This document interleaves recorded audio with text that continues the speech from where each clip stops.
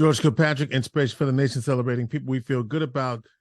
Jimmy Oliver is the Director of Community Engagement for the Syracuse Police Department, also runs the Police Athletic League, and he's here to tell us about all the projects that they got going on and all the good things that they're doing to help improve police community relations. Jimmy, right now, though, our hearts are on Brexely Torres Ortiz, who is the 11-year-old girl who was gunned down on the south on Oakwood on Martin Luther King Jr. West or East this past week. Talk to me about how you're doing, how we're doing as a community around this issue. Yeah, I feel just like the whole community feels. We are devastated that a young 11-year-old scholar was gunned down in our community. As I got the news, as the news broke, it's just really disheartening. As I've heard others say, enough is enough. That is true. But we need to take it a step further.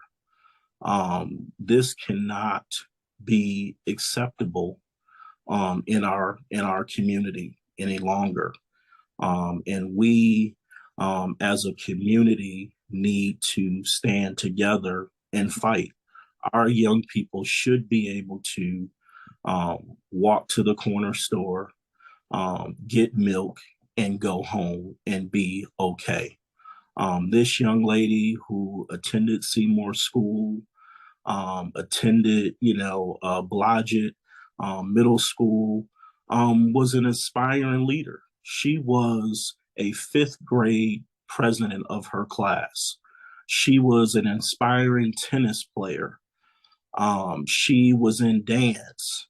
She had her whole life ahead of her, and someone snuffed that out. And it's unacceptable. As I said, we as a community need to stand up. We need to speak out, because if we don't, we're saying that that's okay, and it's not. We can't throw money at this, George, any longer. Mm-hmm. We can't throw new programs. We can't continue to have meetings about solutions. We know the solution, and the solution starts with us individually. Some of the things I think we can do as a community: we need to sit down and talk to our kids. Tell them they're important. Tell them we love them. Tell them to make good decisions. And after that, we as the adults need to look in the mirror and say, what can we do? How can we lead individually and say that this type of violence in our community is no longer tolerated, and this is what we're going to do? I understand that it's tough for us to speak out if we see something. But right now, this young lady, we need to speak out. This is our Damar Hamlin moment. Mm-hmm. This young lady should be celebrated throughout our community. We should challenge each other, our groups we hang out with, the folks we talk with. We can no longer, and again, this is not just a Syracuse thing. There are folks who eat, sleep, and play and work here, who drive here. This is a Camillus thing. This is a Skinny Atlas thing. This is a Fayetteville Manlius thing, because everyone is coming into this city, and we can no longer put our hand up and act like it's not happening, or because it hasn't affected us personally, that it doesn't have to deal with us. We have to speak out. We have to, if we saw something, we need to say something. And again, if we don't, we're saying that that's okay, and it's not. Yeah. Yeah. No. I mean, you really not more to add to that because it isn't okay. And I think for many of us, when we first heard the news, I know I was haunted by it. And just because as a dad, just imagining, going to the store to get to, and then how mom must feel, right? That Yeah. whole, and please, community, let's rally behind and support mom because mom needs us more than ever right now, Mm-hmm. right? And I know the community is Yeah. responding and Yeah. in support of her, but Yeah. we've got to like I said, when I heard this, I was like, what I don't know what else I can do, but you said it best. We already know what to do. Right Mm-hmm. now, it's at the time of this conversation, it's still an open investigation. Yes. And so you saw something, do it for Brexieli, right? That's Do that's it right. for her. Yeah. Because if we're going to hold up the brightest and the best in our community, Jimmy, you said it. I'm just reiterating what you already said. Yes. We owe it to Yeah. her to find the person that did this. And brother, turn yourself in. That's Turn right. yourself in. That's right. Just go Um, ahead on. yep, that's what we do. We can't continue to lose our youth. We can't continue to lose anybody. Again, I can't stress enough. We as a community need to look at ourselves. Look, the mayor can't do it by himself. The chief of police can't do it by himself. The police department cannot put an officer on every block, every city. We can't do that. We can't do that. But what we can do as a community, because we are in these communities, we live in these communities, we need to start having conversations with our kids, with our teenagers, around, with our kids' friends. And then as adults, we, including me, we need to say, what can we do? Because our kids, our youth are looking at us. They look at us to protect them, to support them, to encourage them. And this is a time where we have to speak up. We can no longer be quiet. We I can't. I know this week uh, Tucker had a community forum, right? Because the incident happened steps from the Mm-hmm. the church, and I know, and I was thinking about that. I said, you got a what do we have? Schools, we've got our churches. These are the bedrocks Yeah. of our community, and this happened within steps of both. Within Yes. steps of both, and so uh, I feel like we have to honor her by talking about her. We got to say her name.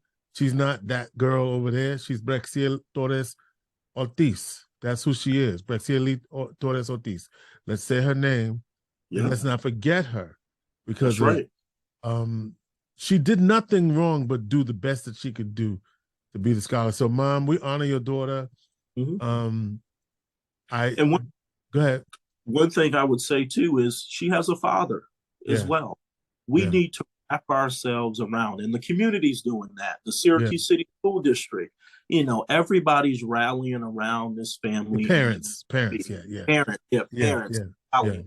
But this week we're rallying. We need to continue to do it. See what the need is. When this this dies down, and hopefully it does not die down. But next week, the week after that, we're continuing to check in with this family to lift them up, to show them that consistently we're going to be there to support them. And we are going to find the person who did this. The police and the partners, the state troopers, the Onondaga sheriffs, the folks who do this job very well will find these individuals, and they will bring them to justice. I can assure you that. Um, but we got to continue to rally. I mean, individually, like I said, what can we do individually? Everyone in this community can do something. I can give you an example. Today, there's a local business that is putting on, they're selling food, they're selling meals and things of that nature, and all the proceeds are going to this family to help support this family. You can, take meals by, you can go check, you can go have conversation, you can go listen. But again, we got to continue to be consistent about this conversation, not let it, die down. We got to keep it on the forefront. And again, no more money. We don't need to put more money. The money is not going to solve this issue. Programs are not going to solve this issue. It's us as a community and us as an individual. And we have to look at that. I think the mayor said it, best when we were at the MLK Day of Service that Helen Hudson put on at Southwest. He quoted some lyrics from Man in the Mirror. Michael Jackson. Michael Jackson. We need to look at ourselves. How can we change? It can't be this title. That doesn't mean anything. It's what can we do collectively as a group to say enough is enough, but taking it a step further, we need to say something if we see something. And this individual who did this, again, you need to turn yourself in. You need to turn yourself in. You took this young lady's life. Again, I can't say it enough. Honor roll student, president of our class. She's in dance. She's in sports. She had her whole life ahead of her. She could have been the next mayor. She could have been the next congressperson. She could have been whatever, a doctor, lawyer, whatever. We would never know because an individual in our community decided to take her life, and that's unacceptable.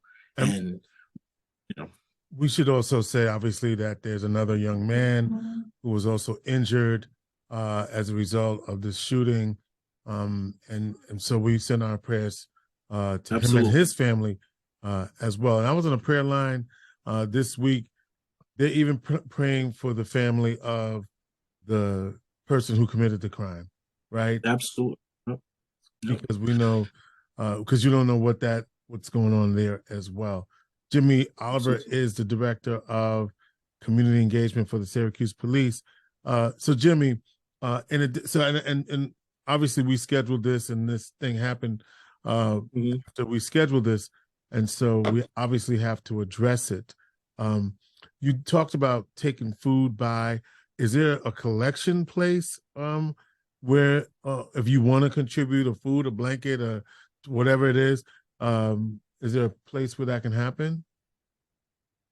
Not to my knowledge. I know there's several things going on as I've been scrolling through Facebook. I know there's a to-go fund me page that I saw. As I mentioned again, this business in town is doing meals and they close at 11 o'clock. So, if you want to go there today, January 18th, they're doing meals. And like I said, every proceed, you can make a donation, you can write a check. And they have a box where they're putting all these resources in, and then they're going to, deliver them to the family. Because again, things cost, funeral service, repasses and things of that nature. And as I said, during this time, they're not thinking about cooking meals. They're not thinking about certain things. They're thinking about their loved one that lost. And as a community, we come together and chip in wherever we can. And I know there was a march last night where folks marched, onto their house to remember the young lady, and those are good things, but the family is going to need support and help as they move forward with the funeral, the wake, the repast, in the weeks and the months ahead. I was talking to a community partner this evening And one of the things too is that I believe that Syracuse is a rich city of a lot of resources. We have a lot of resources out here, a lot of organizations that are doing work and could provide support. We need to lean on those organizations to help. We need to, let the community and especially those who need it the most, let them know what resources are out there and how do we get those resources to them, or find community stakeholders who have relationships with these communities, so we can say, hey, we have therapists, we have counselors, we have food, and people who can help with food. If you need housing, who are those individuals that I can connect these families with? And there's so many to name, but they know who they're, they know who they are.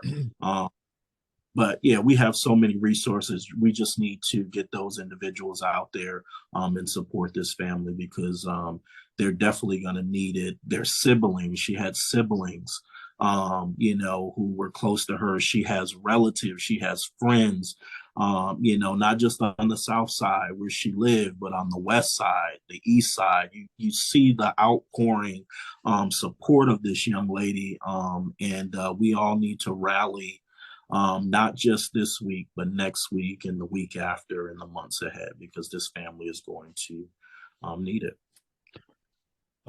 Jimmy Oliver, once again, Director of Community Engagement, Syracuse Police. He's a civilian, by the way. So, given that, part of the community resources that's available is the Police Athletic League, and you're doing more than just that. So, first of all, to remind the audience what the PAL is, and what you do there, and then some of the other initiatives that you have going on. Yeah, absolutely. So, it's the community engagement office. That's what was created 2 years ago. And our sole, responsibility was to make those connections with law enforcement in our community, so that they could start building positive and intentional relationships. And what we wanted to do is we wanted to start with PAL, the Police Athletic / Activities League, which is a national organization that's been around for a very long time, in Rochester, Buffalo, Albany, and other places where, law enforcement and our youth are interacting through sports, through mentorship, through art, through STEM, through boxing, through swimming, through wrestling. And all these things keep our kids in a safe space around positive individuals, around law enforcement, and most importantly, I think individuals that show them what's possible, what they can see. And here in Syracuse, again, we've done basketball, we've done golf, we've done DJing, we've done, swimming, we've done STEM. We've done our teen March Madness where we target, teenagers 13 to 18. We're getting ready to launch our dance program. We only did a dance camp a year ago when we first started. We're getting ready to launch our dance program February 25th. And it will be for young ladies ages 6 through 12. We have a local talent in town, Shayna Jameson Short, who ran her own dance company many years ago and took some time off to raise her son. Now she's ready to get back into it. And she says, where can I get started? I want to get back into providing dance lessons for young ladies in our community. I said, PAL, let's give our young ladies an opportunity to learn tap, to learn ballet, to learn, a variety of different genres in dance. And you know what? We're going to do that right at the Syracuse Police Department on the 5th floor in our gym on Saturdays from 10 a.m. to 2 p.m. Our kids will be coming into the police department, because what we understand is the more touches that our community, our adults, our kids can have coming to the police department, besides paying your ticket or checking whether you have a warrant or paying your boot, we want to show that they're coming for other reasons. And those are positive reasons. I mean, we ran our art camp, our week-long art camp this past summer at the police department. And, people would see these kids in these art camp t-shirts saying, what's going on here at the police department? And it was an opportunity for us to explain to the lawyers that are walking the street, to strangers that are walking the street, this is PAL. This is the Police Athletic League, and our job is to build relationships with law enforcement. And so those are, that's one of the programs that we're going to be launching in February. Another program that we're going to be launching is our second annual Black History Month drawing contest. For 13 to 18-year-old, these are high school students. Last year we did it. We had over 27 entries from kids across the city, Liverpool, Nottingham, Henniger, Corcoran, SAS, who had to freehand draw. And then we selected and had officers pick first and, second and third. And we had the celebration of this event in the main foyer at the police department. And we're going to do the same thing this year.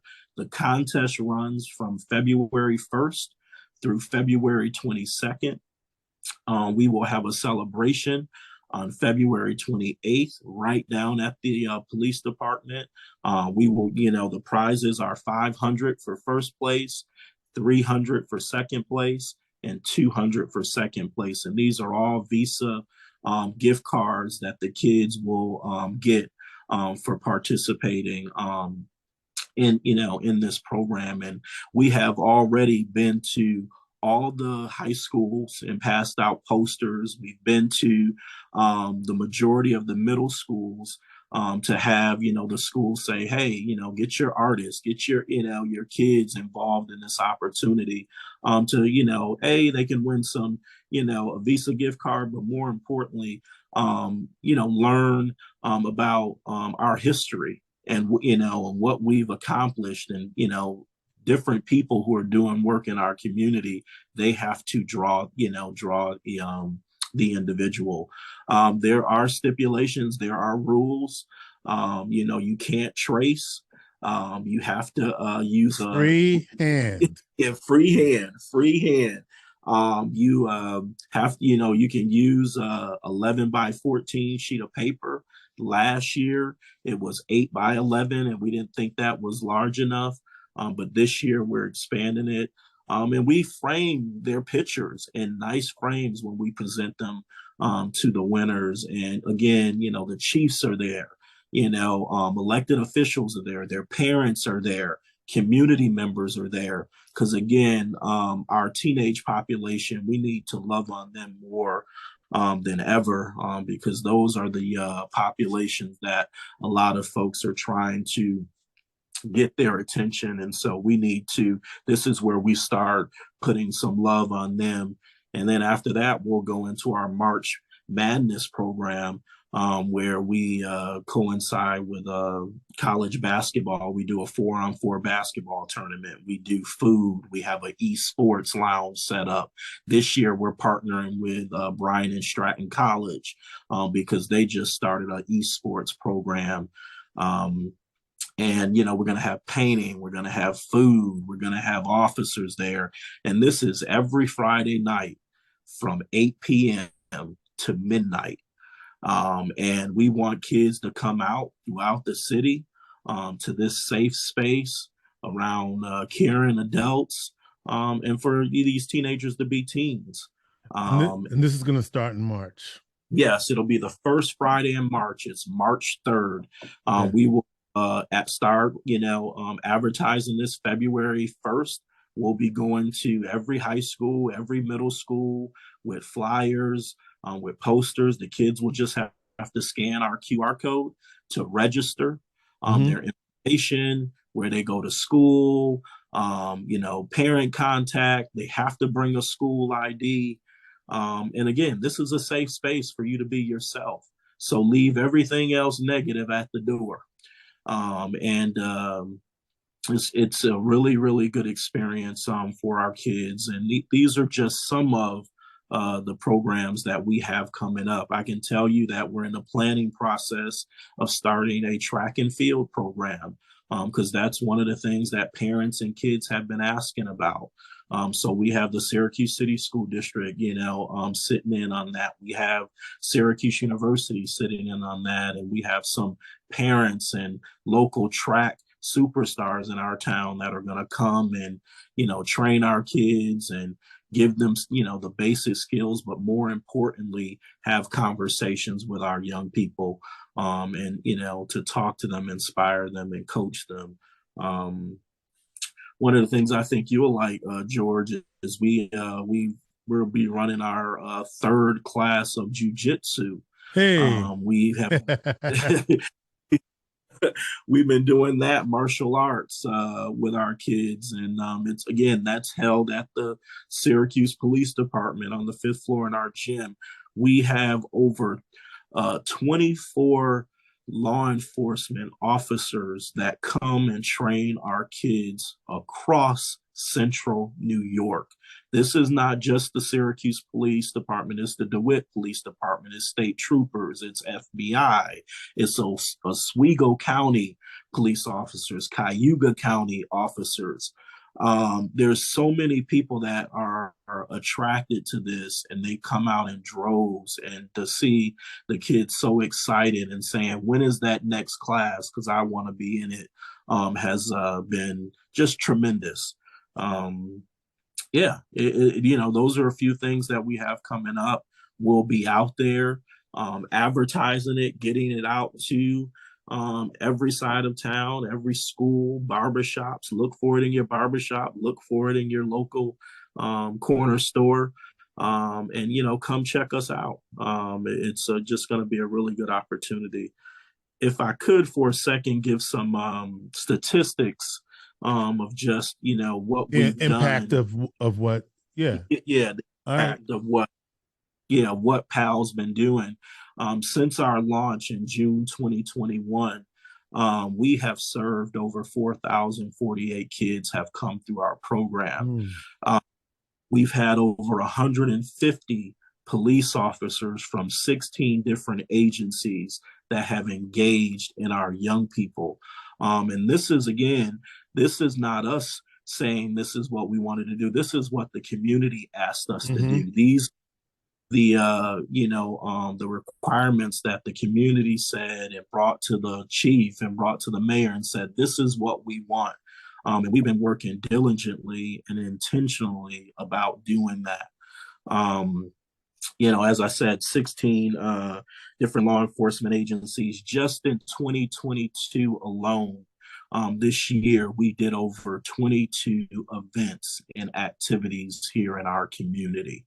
And we want to continue to do that. We are very intentional about our resources and partnerships. We have so many partners that partner with us. We just built a partnership with Syracuse University Public Safety Department. They are sending officers down and engage in our young people. The Office of Community Engagement, the Syracuse City School District, the Community Folk Arts Center has been a big partner of ours. There's just so many people who are loving on us and helping us, giving us space, giving us time, giving us their resources to this mission that we have, and that's putting law enforcement in front of our community and our young people. And we're going to continue to do that. We're going to grow. Here shortly, I'm hoping to announce a new addition, to my team. You don't want to break the news right now? I would love to, but what I will say is I just want to say thank you to the community.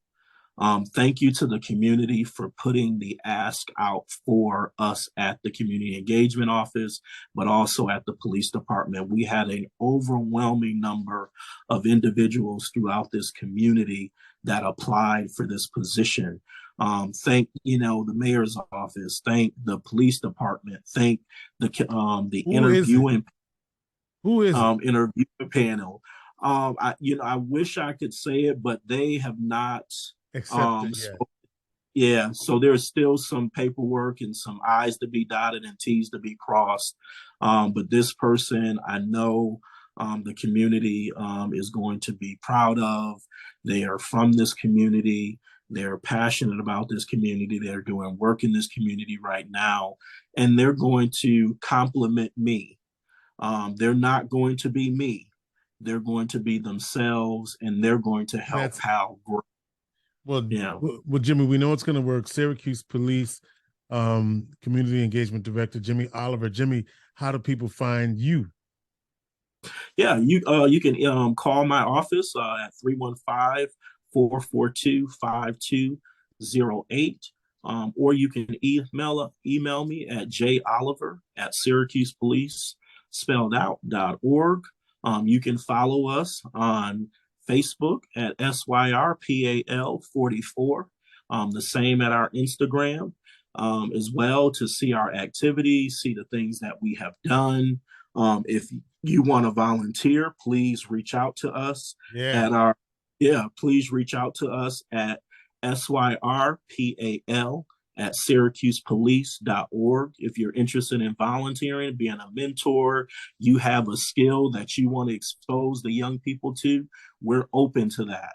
We don't have all the ideas. Also, we want to partner too.